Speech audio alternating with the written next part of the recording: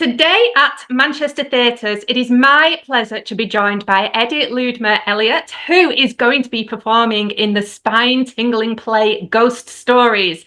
Now, it is on at Lowry from tonight, the 25th of February, through to the 1st of March. Now, you may have seen Eddie in plays such as Fiji, The Inheritance, Julius Caesar, or All Is Quiet on the Western Front, to name a few. And in the film Modi, 3 Days on the Wings of Madness, directed by the iconic Johnny Depp. But today we are going from one form of madness to another as we willingly enter the world of the paranormal with Ghost Stories. So, Eddie, thank you for joining us, because you are literally on stage in a matter of hours, aren't you? Well, we kick off 8 p.m. tonight. I literally just got into the theatre half an hour ago, and I've been given 2 pieces of paper with our schedule on, and I'm like, cool, I've got to be on stage to do a tech in a minute, and then we do the show, and then we start. But we're okay. We're already, Karen, pretty in a rhythm of tour life. Yes. We've been doing the show now since December. No. When did we open? We opened the show in Richmond in Jan, but we started rehearsing in December, and now we're nearly in March this week, and so we're in a rhythm. We're okay. You found your feet with it. Yeah. You found your feet. Yeah. So great. I know it's one of them that you can't give too much away about for anyone who hasn't seen it, but can you give us a brief overlay of the plot? Of the plot, okay, yes. I need to watch what I say here, because I'm terrible. I always say way too much. So, okay, the plot is this: Professor Philip Goodman is a parapsychologist, which means he basically works in the world of debunking ghost stories and working out the real story behind a ghost story. So if you think you saw something move, he'll tell you it was the wind, or he'll tell you it was the light flickering, or you were hallucinating, or that sort of thing. And his whole career, he's been debunking ghost stories, and he doesn't believe in ghosts, and he doesn't believe in heaven or hell, or he's a full atheist, non-spiritual guy. However, there are 3 stories that he can't quite get his head around, and they kind of keep him up at night, and they're stories that he sort of plays back when he's, trying to get sleep and he's calm. And those 3 stories are the 3 stories that we explore in Ghost Stories. And we tell those stories we're talking high-end, West End style devices in the theatre that make us feel like some combination of a horror spectacular magic show, all sorts of tricks that, regardless of anything, even if you're like hard as nails and you don't think you're going to find anything scary, I promise you will jump during the show. It's impossible not to. Yeah. And that's why our audiences are so huge and lovely. And already, like our first night tonight, I've been told just now in Manchester, we've nearly sold out the Lowry. So we're like, wow, it's kicking off. And it's a huge theatre here. It's my first time here. I've never considered how huge this theatre is. It's our biggest so far by a mile. So we welcome you. We welcome you. And well, thank you very much. So within all of this, you play a character called Simon. He is one of the stories. He was involved in one of the stories. I don't want to give that away. So without telling us how Simon's involved, maybe could you tell us a little bit about who he is before what happens to him happens? Totally. So Simon is, of all our ghost stories, he is the most relatable one, in the sense that he isn't doing anything that's particularly out the ordinary when his ghost encounter occurs. With the other 2 characters, they're quite specific in a great way, and they're terrifying stories, but they have their own specificity, which means that maybe not everyone relates. But when you see my story, it's like the most worldwide, universal. All he's doing is he's driving from a party at night home. That's it. And then it all goes horribly wrong. And when you meet Simon in the play, he is, so the kind of format of the show is you will meet our characters as we reflect on our hauntings.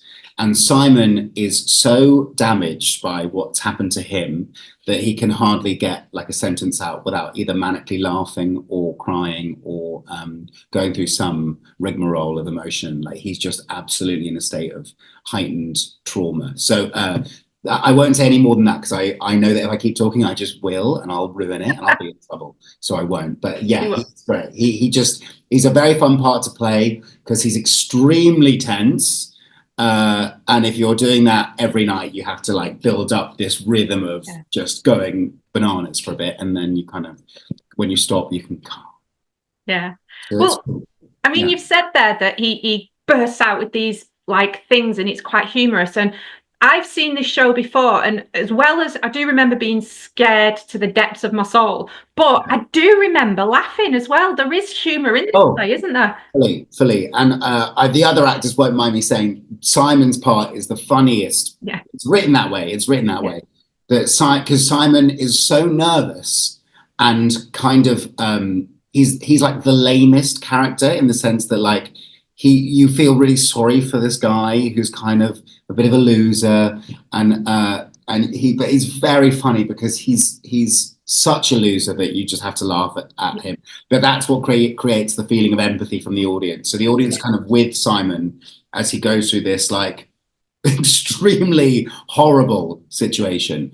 And yeah, it's very funny. I'm also throughout the whole show, the beautiful thing about getting really frightened in a theatre when you're with a group of people that are all sharing the experience with you together, even though they're strangers, basically, is you all scream together, you all jump together, and then you all laugh together because it's so funny how visceral your reaction is. So I hope you had that experience, and I hope you have it again. You're coming this evening with your. I am coming this evening. Yes. I hope you and your dad have a nice big jump and then a nice big laugh. Yes.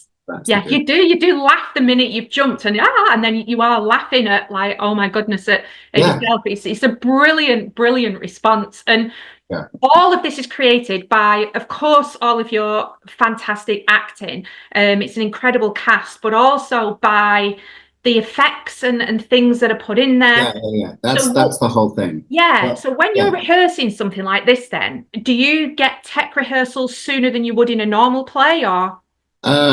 So for me, they built me we got to rehearsals and they built me a car, but it was like a little, because we couldn't have our real car, which we have in the show, which is actually a real car. Oh, wow. That we got like animatronics, it's all teched up, but it's an actual car.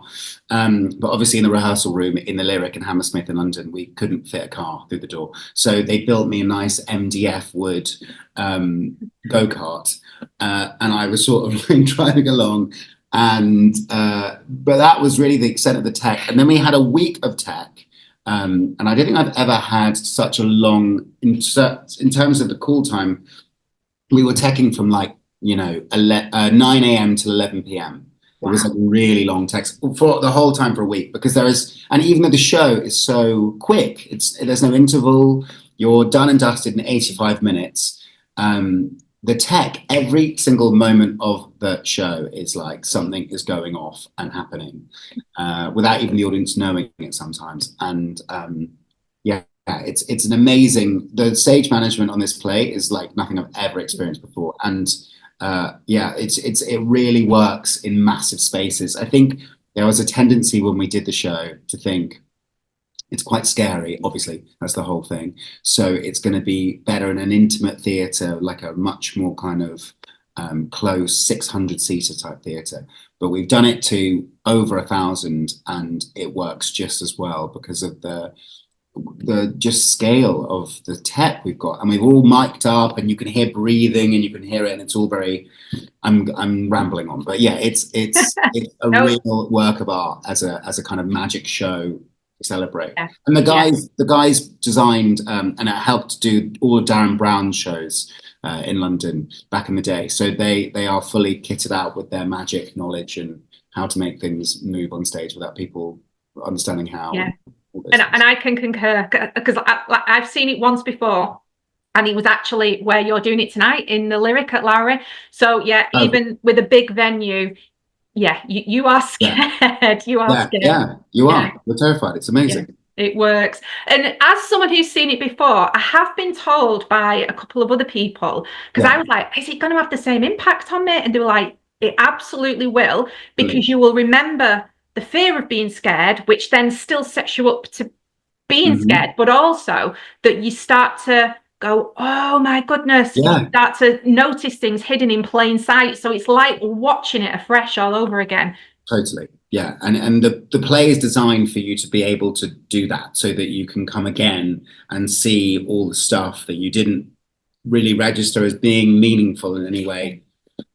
Because while I've said that the story is those three stories, there is a grander story at play, which which I won't say. But no, I will not say that either. And I have to say, the marketing around this show is some of the best I have ever seen. I remember last time we were getting emails every week saying, like, are you sure you want to come? It's really bad. Are you sure? Are you brave enough? And then like now there's just these videos of, like, it's almost like CCTV of the audience in black and white, just jumping. It's brilliant marketing. And that's all, like, when I first auditioned for the play, I'd seen some of that marketing stuff because the show's been on for, it debuted in 2010, and then this is its first international tour. Sorry, we're not worldwide. It's first UK tour. And you don't know, though, the ghosts could have travelled. That's true. And the show has been abroad. It's just we're not going abroad. But this is its first like big West End tour, and the marketing. So I saw the marketing before I auditioned, and I remember thinking they must have really taken like the very best bits of the audience screaming to cut together a nice edit of that. Yeah. But genuinely, you could film the show and the audience for the 85 minutes, and half of that footage is what you see in the. Yeah. It's just people go bananas. People scream before the show starts. Because you go into the theatre with like this feeling of, oh my god, this is getting like a real thrill, and it doesn't disappoint. We had someone that came last week to see the show, and they stayed behind at the end and spoke to us, and they had come. That was their 12th time. Wow. To see the show. So we do have some super fans, and I know why. Yeah, it is. It's a very, very clever done play. And has it kind of given you a different view on ghosts, or has there been any sort of spooky happenings while you've been touring? Oh yeah, well we get because it encourages discussion about, like, are we alone? Are there ghosts? What kind? What world do we live in? We always hear from the staff at the theatre about the ghosts within theatres.